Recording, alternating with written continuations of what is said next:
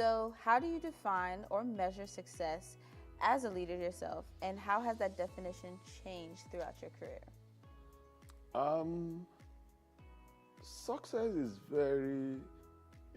it's relative, and that's the truth. It's relative because for you, Tammy, based on where you are now and what you are doing, you look at life and say, yeah, this is success. I love it. Do you understand? Now, that's not where I am. Do you understand? And our visions are different. Do you understand? So I can't define success on a blank slate that is the same for everybody. Yeah. So what is success? Success is just, for me, achieving your goals and your set targets. Do you know? For me, that's it. So if I wake up in the morning and I say, this is the day the Lord has made, I believe God is asking me to go to 1,000, and minister to people. If I'm able to do that before the end of the day, that's success for me. Yeah. Do you understand? For some other people, it might be something else that God will ask them, to do. And it's not something that we should dwell on for too long, because visions change and visions improve, over time. So if you are successful in this one, all of a sudden God gives you another one, and then you move on. But for me, as a leader of people, I define success as, if I see a member of our church, for instance, how they came in, what they went through, their challenges and struggles, but then I saw them, go to school, from going to school, getting married, from then having a job, then starting their own businesses. It's their success story, but it's my success as well. Yeah. Because I believe, excuse me, that's part of what God has called me to do with people, to challenge them to be the best. Yep. So when I see people doing very well, honestly, I'm excited. I'm excited. I'm saying, okay, now at least we are moving the envelope, so. Yep, we are tapping into maximizing people's potentials. Yes. So, speaking more about, you as a leader, how have you been able to navigate personal and professional growth as a leader? I honestly, I read books. I read books. I don't read as much as I used to, but that's what I do mostly. I read books. I read autobiographies, because I believe everybody has a story. Yeah. Everybody has a story. And they are not always Christian books at times. Do you understand? Because it's not only Christians that succeed. Do you understand? So there are many people there who they are not believers today, but they are succeeded. Because when it comes to success, there are things and steps and principles to follow. And when you follow those principles, you see the same result. So a lot of times I read books. A lot of times I seek people. What I mean by that is that if you are successful in what you do, I look for ways to talk to you. If I can talk to you for an hour, I can pick your brains. I can say, I was telling the church about 2 weeks ago, I flew from America to Nigeria to speak to, a top, man of God. Yeah. Do you understand? And I spent 2 nights on his campus, in a rented, hotel, and he wasn't available. Yes, he gave me the appointment, but the secretary said he wasn't available. Yeah. On the 3rd day, just like Jesus rose on the 3rd day, 2 a.m. No way. They pressed my bell. No way. They said he's ready to talk to you. 2 a.m. Wow. I got up, I got dressed.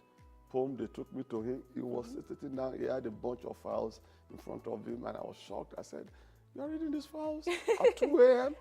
He said, "This is the best time I can read these files, and I need to attend to these files." And Now you are here. Let's talk. Yeah. And 1 hour, and I was on the clock. Wow. So I had to say what I had to say. I had to ask him. The next morning, I checked out of the hotel. I went straight to the airport, and I was back in America. Wow. Do you understand? So what I'm saying is that the things that I learned, they are invaluable things. I'm amazed these days that people hang around leaders and they don't ask questions. I'm amazed. There have been once or twice I've called some people around me and I've said to them, I said, you pick me up as protocol, you do this. I said, ask questions. I said, is life just like that with you? That you can't ask questions? True. And all of a sudden I say, oh. I said, what do you mean, oh? Do you understand? You know, this is, I can't be with a leader and not ask questions. Yeah. This opportunity, I'm with you in the elevator, I'm going to ask you a question. Oh. You know, these opportunities don't come often like that. Exactly. You think I'll meet Warren Buffett today? I won't ask a question? I'm telling you, he will tell me to keep quiet. But I'm going to ask him a question. I'm going to ask him one or two things. One or two things I'm going to ask him. You know, so I'm amazed that people do those things and they don't ask questions. You know, so when are you going to ask the questions? When the people are gone? No. You know, so that's what I do to help me to grow. Yeah. To grow. Okay. Well, note to self, I need to ask PT some more questions. Is there any favorite book at the moment right now that you're reading that you would recommend? Oh, Line Crossers. Oh. Written by Pastor Tola. Yep, y'all heard it here. Go read it. It's on Amazon. And it's now, we have an e-book. And, you know, so you can order for that online and you can listen to it. And, yeah, so.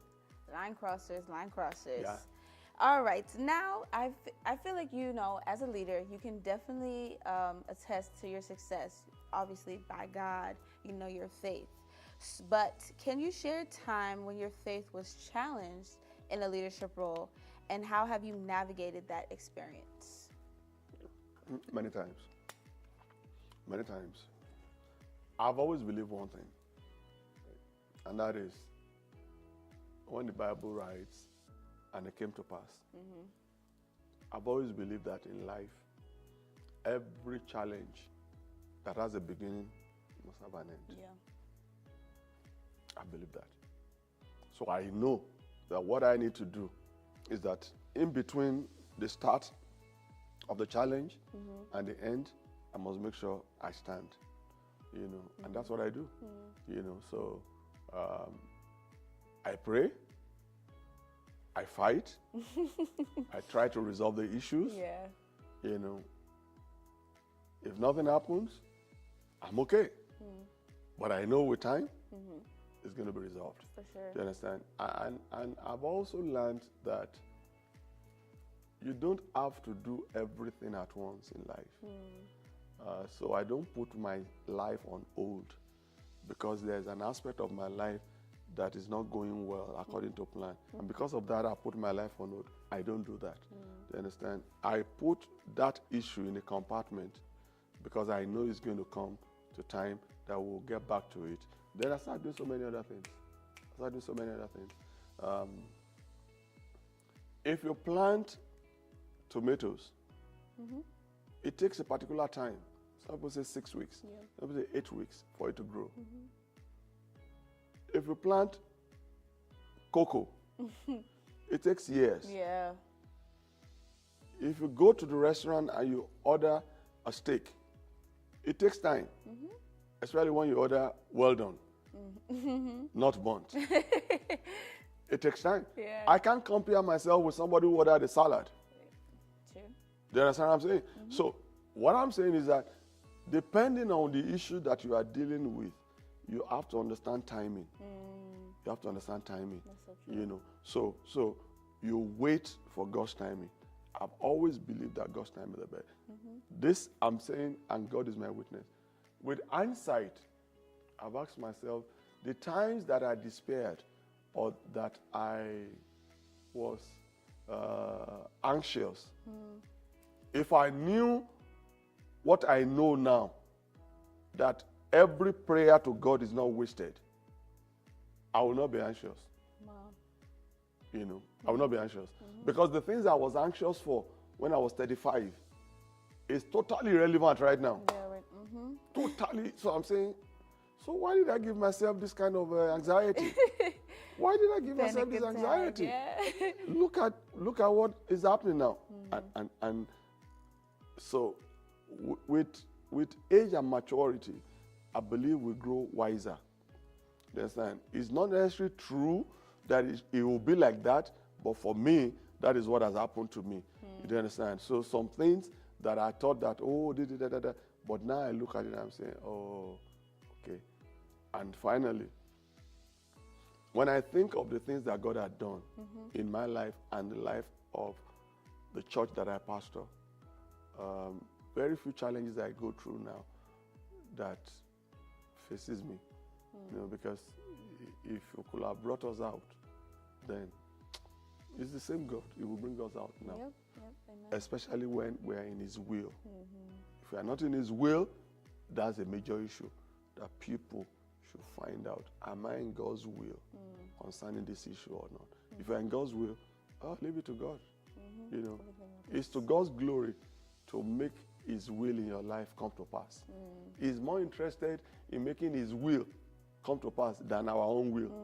You know, so once I know His will, I know He will do everything. That's why the Bible said that all things work together for good for those of them that love God and work according to His purpose. The purpose there is His will. Yeah. You know, so. Cool. I love that. Love that.